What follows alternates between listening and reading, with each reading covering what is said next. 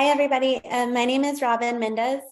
I am a registered nurse at John Peter Smith Hospital in Fort Worth, Texas. I work in labor and delivery. I've been at JPS for about 11 years, or I guess a little over 11 years now. And I've been a nurse for the past 8 years, and I've worked in labor and delivery that whole time. So my clinical educator had reached out to me to do a presentation for Gladney University over the inequities and high rate of maternal complications for women of color.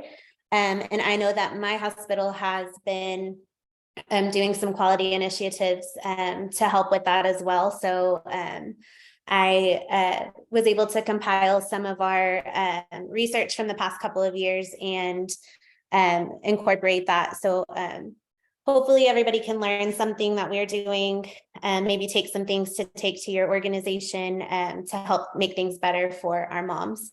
I'm also a clinical instructor for OB nursing students at Southwestern Adventist University, and I hope I'll be teaching at TCC also in the fall.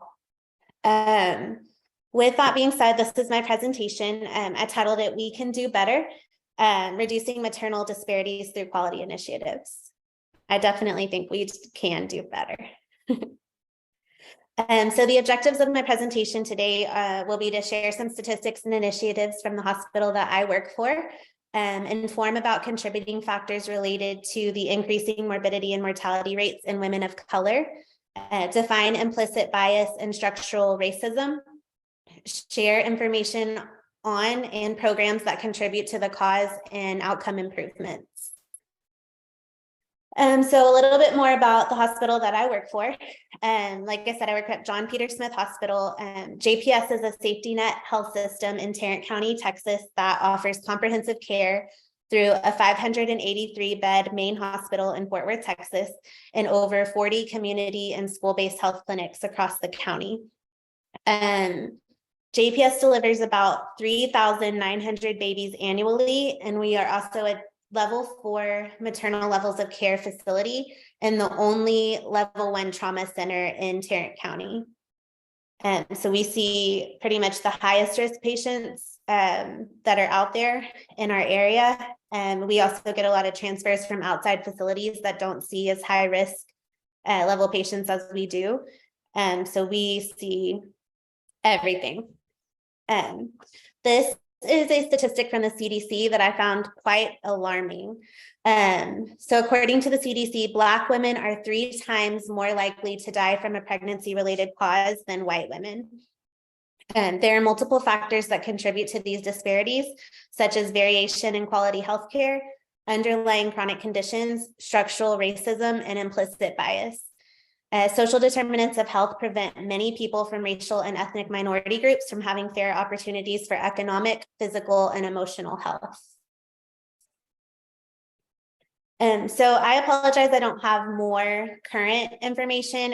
They're working on getting a lot of our stuff together for our next maternal levels of care designation. But the information I was able to get is from 2021, so it's not that far back. But this is when we kicked off a lot of our quality initiatives. So I feel like there's still a lot that we can show from this. So in 2021, we developed a collaboration with our maternal fetal medicine group and our ICU at JPS.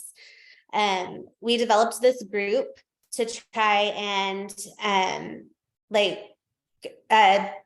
come ahead and see what patients are going to be at the highest risk for complications in delivery, and we place them on the MFM ICU list.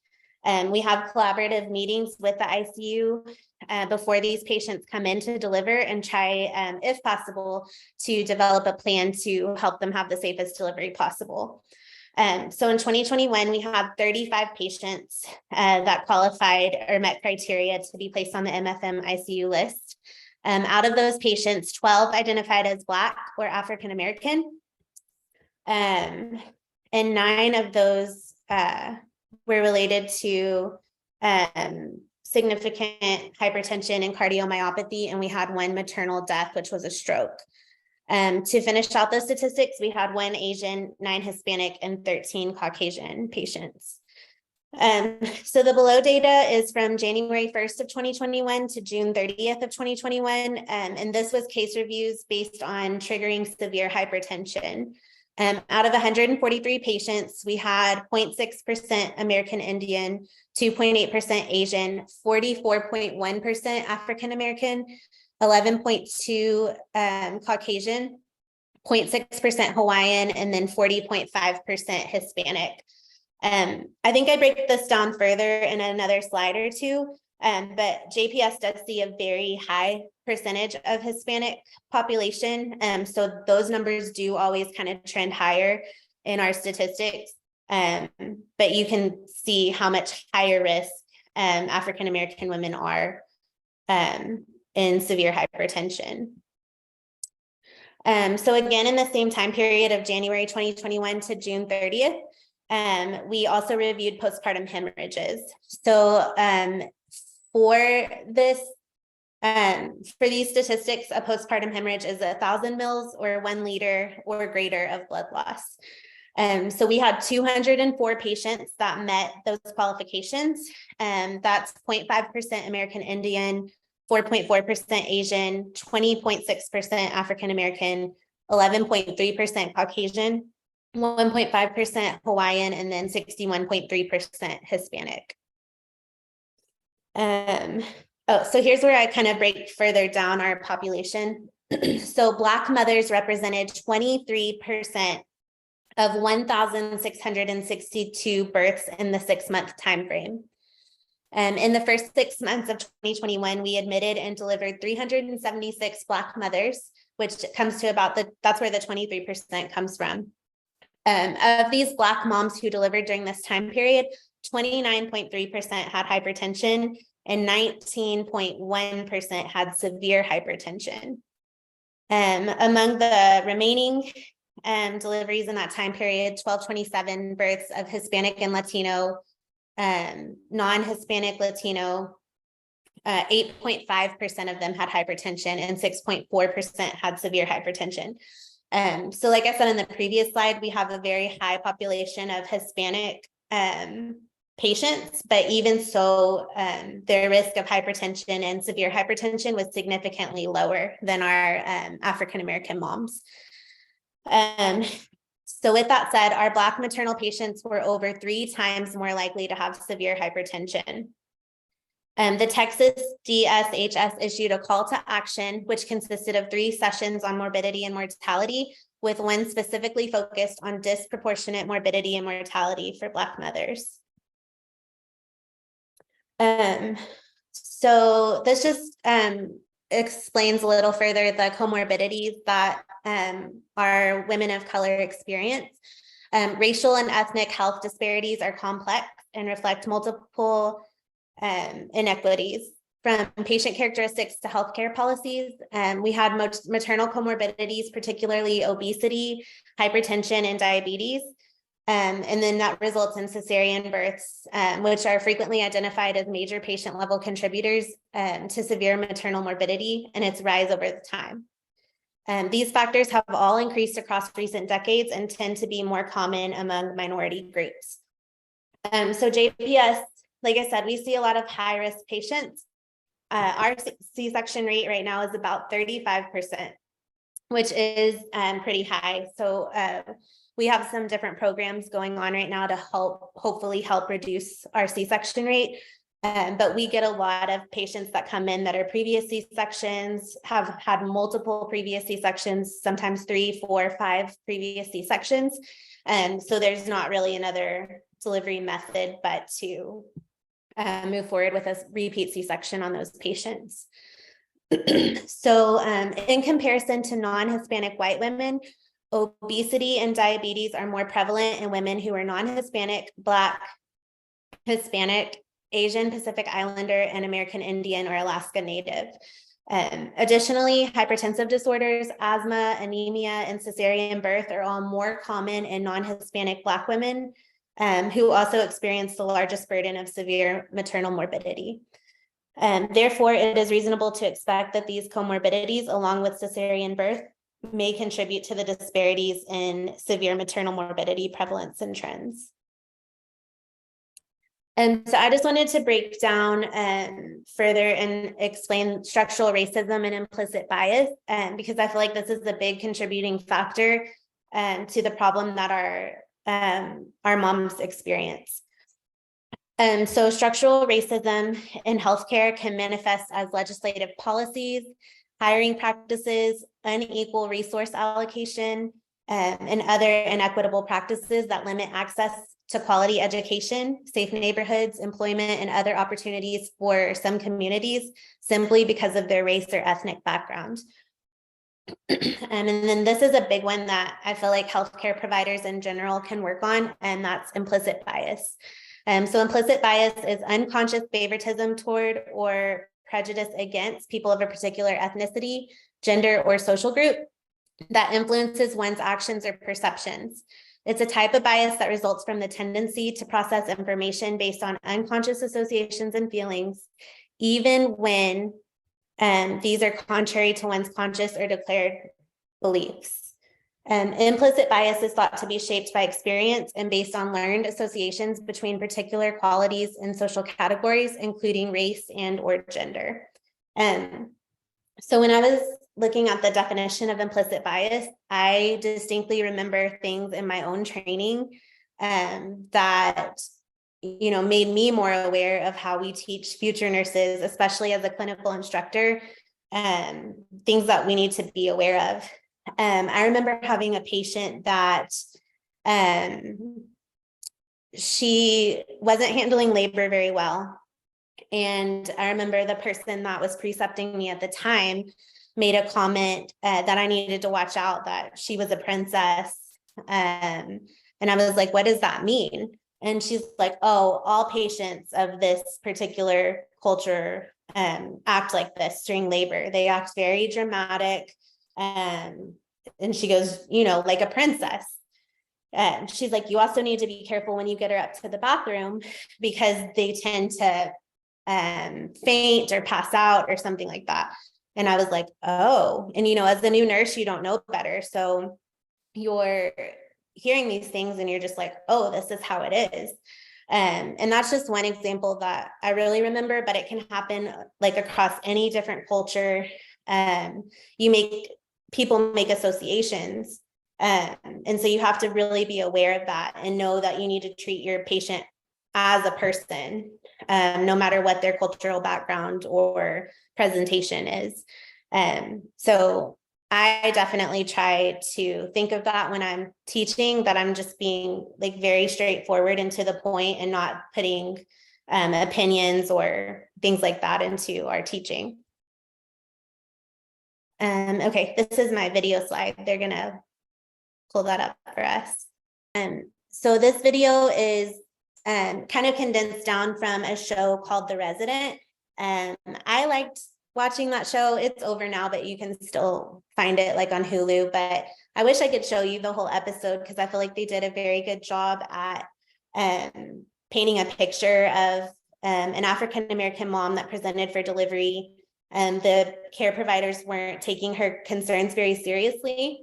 And she ended up having like a very terrible outcome. So it just goes to show, like, you really have to listen to your patients, take everything they say seriously.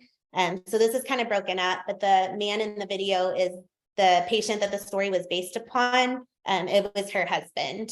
I know in this situation an apology is not enough, but from the heart of this hospital, I'm here to offer one. Your wife suffered what we refer to as a never event.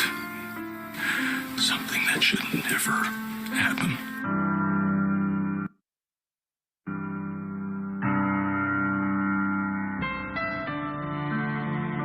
I got an email out of the blue from an executive of The Resident. And then she goes on to tell me, we'd like to do an episode of the show inspired by Kira's story and then dedicate the episode to Kira. And I was like, what? Kira went in for what was expected to be a routine scheduled C-section at Cedars-Sinai Hospital on April 12th of 2016. And we expected it to be the happiest day of our lives. I'm scared. You're gonna be okay. Everything is gonna be okay. All right, I'll take it from here. The doctor tells me she'll be back in 15 minutes.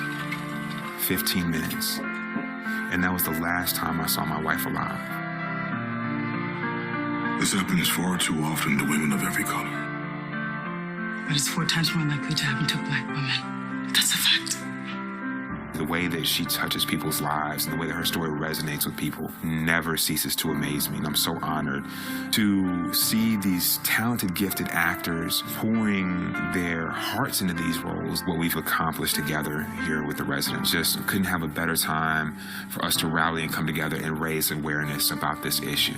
The United States is the most dangerous country in the developed world to give birth in. There's no excuse for that. Women all over this country deserve better. There's no statistic that can quantify what it's like to tell an 18-month-old that his mother's never coming home. There's nothing I can do to bring Kira back, but the highest honor that I can pay Kira is to make sure I do everything I can to send other mothers home with their precious babies.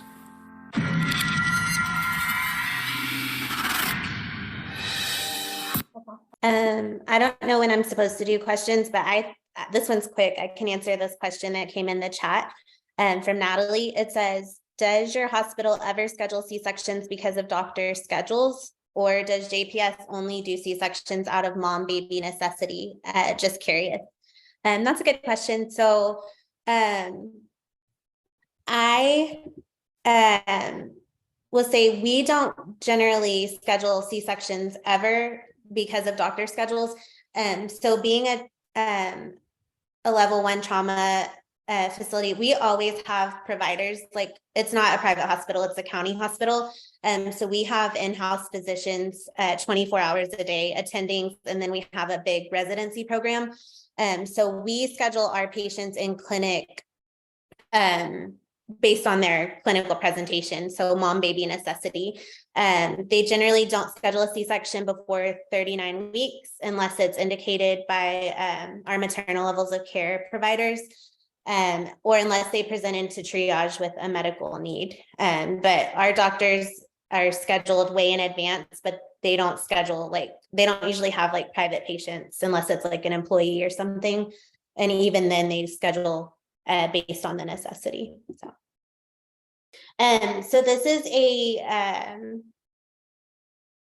graph that I pulled up, a graphic that also to me just continues to be alarming. So you can see at the bottom, it's ages. So as patient ages progress, they're at a very much increased risk of comorbidities. So this is pregnancy-related deaths per 100,000 live births. So there's hundreds of women that are dying in childbirth, which shouldn't happen in our country. So now I'm going to go into some of the quality initiatives that JPS is doing. So JPS is a partner of the Texas AIM Plus, which is the Texas Alliance for Innovation on Maternal Health. And what we've been working on with them is management of severe hypertension. So this has involved implementation of severe hypertension bundles in our hospital. So table 1 on the next slide outlines the implemented initiative and some of our outcomes. So we first implemented a standing delegation order, or an SDO, which just means our nurses can go ahead and implement an order set whenever our patients are displaying severe hypertension. So this was set using ACOG guidelines to standardize our care and promote timely delivery of evidence-based interventions to our patients. So our severe hypertension is defined as a 160 systolic or more, or a 110 or higher diastolic blood pressure. So as soon as our patients trigger those guidelines, we start a whole order set, which consists of loading magnesium. Well, so they have one severe blood pressure, and then when they have their second severe blood pressure, we implement the order set. We always have providers available to put in orders for us, but if they were tied up in a surgery or if there was emergencies that had come in, we can still go ahead and treat our patients. So by the second blood pressure sustained, we begin treatment with magnesium and labetalol, 20/40/80. Then we move on to a hydralazine protocol and up from there as needed. So with our implementation of our order sets, we've had uses of the severe hypertension order set increased from 50% to 91% over 8 months. And these statistics, again, were from October 2020 through June of 2021. And so it's even gone up from there if you look at our rates right now. Adherence with timely treatment with our antihypertensive protocol in under 60 minutes went from only 37% all the way to 93.5%. The next step we did was we identified fluid overload as an issue and an opportunity to improve the capture of strict intake and output in obstetric patients to reduce admissions to our ICU. We were having a lot of fluid overload and pulmonary edema, especially in our preeclamptic patients. So what we did to help with this was we presented and required our nursing and providers to a maternal care collaborative webinar over fluid overload to get some education out about that. Our L&D manager at the time had led a small task force to determine barriers to our strict I's and O's and identified issues with nursing knowledge and then training on our IV pumps. And so addressing both of those issues, our strict I&O documentation increased from a low of 25% up to 85% in just the 3 months since that training had been rolled out. And then between October and June 2021, our total ICU admissions in Black moms was 2.9%, which was 11 out of 376 patients. And then 73% of those patients, which was 8 out of 11, were for severe hypertension and or fluid overload. So overall, the ICU admission for all moms during that time was down to 1.9%, which was a big decrease for us. We also developed and implemented an algorithm for initial treatment of the obstetric patient presenting to the emergency department with severe range blood pressures, and we trained our ED providers and nursing team on the algorithm. So in our emergency room, it's, like I said, it's level 1 trauma, and it's the only level 1 trauma in Tarrant County, which is a large county. So they see all kinds of patients down there. So they kind of had different guidelines for what kind of blood pressures actually got them worried. So our patients might present with what to us is severe range blood pressures, and the ED didn't recognize it as such. So we got them trained on our protocol and guidelines, and that has significantly helped initiating the treatment in a timely manner for our pregnant moms. They also developed and implemented a daily trigger report that triggers case reviews. We have an entire team dedicated to our maternal levels of care designation, and they do tons of chart reviews. So they review every case on a patient that flags severe blood pressures, which, like I said before, is 160 or greater diastolic, 110 or greater for systolic, or sorry, I said that backwards, systolic 160 or greater, diastolic 110 or greater. So that's any patient that presents to JPS anywhere, so that we can affirm all patients are appropriately treated. With this method, we're able to continuously monitor and improve the timely care of the patient with severe hypertension. And then they further break this data down by race and ethnicity as they focus on improving the care for our Black moms. So currently, monitor for utilization and report to the OBED committee, and they identify any ongoing opportunities for improvement. And then we consistently see the ED team to initiate the first dose of antihypertensives in the ED even before they transfer the patient to OB triage. And that has an increase to 88% of our Black moms.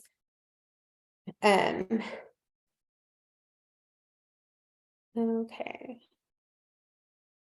And then our patients who demonstrate hypertension by history of preeclampsia or eclampsia, and then hypertension, whether gestational or chronic, And then whether they're either antepartum or postpartum, they're discharged home with an automatic blood pressure cuff. We provide education for those patients, which includes a return demonstration to make sure they understand how to use it, and then written instructions with the blood pressure cuff that includes signs and symptoms that should elicit a return. They are then scheduled for a postpartum visit at discharge to come back 7 to 10 days after discharge for follow-up. So at the time of these statistics in 2021, 80% of our moms had a blood pressure cuff and a postpartum visit scheduled. But now we're in the upper 90% with this. I want to say like 94% at least. And then we're working on any fallouts or misses on that and how we can continue to improve.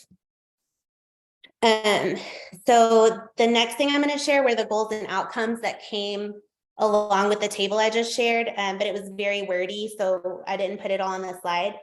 But this was our proposal that we had sent to the Texas AIM Plus back in 2021. Excuse me. So where is it? So despite our current initiatives to address hypertension for our Black maternal patients, we seek to further improve care.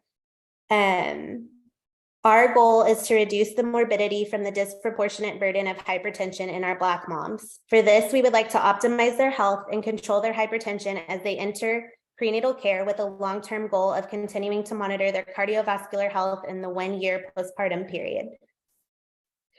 So one thing we found is that this all starts with education. You don't know when a patient is going to present during their pregnancy, but you need to let them know how important it is for them to have continued prenatal visits and care, whatever point they step into, and then just provide them education through their pregnancy that if they have a following pregnancy, that they initiate prenatal care as soon as possible, ideally in their first trimester. So early intervention into prenatal care will allow us to optimize the management of their hypertension and educate them on healthy diet and exercise during pregnancy. 25% of our Black moms between January 1st and June 30th, 2021 had either no prenatal care or didn't present for prenatal care until their 3rd trimester. Our goal is to engage our Black moms and begin prenatal care in the 1st trimester. Understanding the perspective of the population of Black moms is imperative. Because we view this as a key to generating change and empowerment, we want to implement focus groups. These groups will focus on identifying barriers to enter prenatal care and engage the health system earlier. In addition, we understand that social determinants of health continue to provide challenges to our Black moms. We hope to buy and use a screening tool for screening social determinants of health at their first OB visit with the nurse. Utilizing this interactive tool embedded in the EMR will allow automatic referrals to be made for local health, food, and transportation agencies. This will allow them to make it to more of their clinic visits and comply with recommendations for a healthy pregnancy. We will monitor utilization of the referrals made and their impact on adherence to the recommended frequency of postpartum visits. After they deliver, we want to continue to keep them safe. We have great intrapartum initiatives to manage severe hypertension, as discussed previously. We would like to expand these to the postpartum period. As part of our Texas AIM Plus initiatives, we're in the early stages of making postpartum appointments between 7 to 10 days that started in June of 2021. This was a SMART goal that we set for a target of 100% for our Black moms. Working with our patients to understand the importance and barriers of keeping both postpartum appointments would also be a focus group topic. This gives us the opportunity to discuss inter-pregnancy intervals and pre-conceptual planning. We now know that moms are still at risk to die as a result of pregnancy complications, even 1 year out from delivery. Hence, it's critical to monitor the health of our Black moms during this time period to truly impact maternal mortality and morbidity. Long-term, we will develop a care pathway for a cardiac clinic for our Black moms who have hypertension and preeclampsia, monitoring for development of peripartum cardiomyopathy, optimizing blood pressure goals, and rolling out focused interventions for weight loss and exercise will be some of the overarching goals of this women's postpartum cardiac clinic. To this effect, we will engage our nutrition specialists to partner with our moms and identify resources for them in the community as well.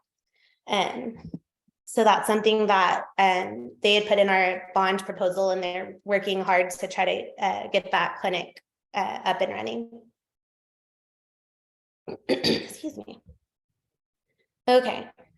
So once again, the tragic reality is that Black women are 3 times more likely to die. And American and Alaska Native women are 2 times more likely to die from pregnancy-related complications than white women.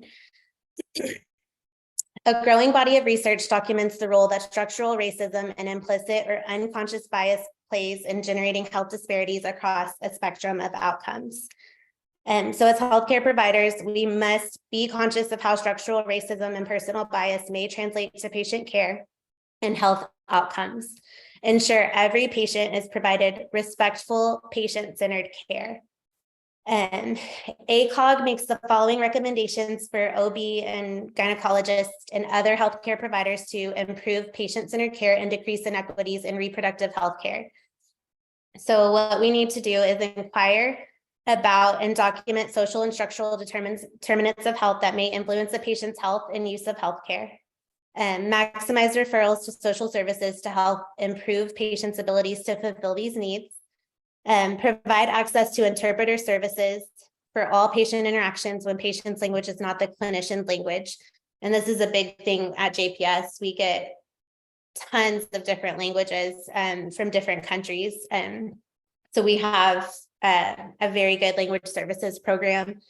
We have a lot of in-person interpreters for all kinds of different languages. And then we have the iPads available at all times, as well as the language line.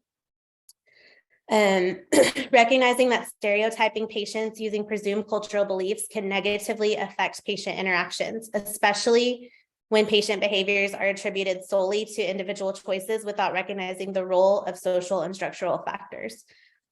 And then healthcare professionals can take trainings on diversity, shared decision-making, cultural competency, and implicit biases as important components to address disparities in healthcare and health outcomes.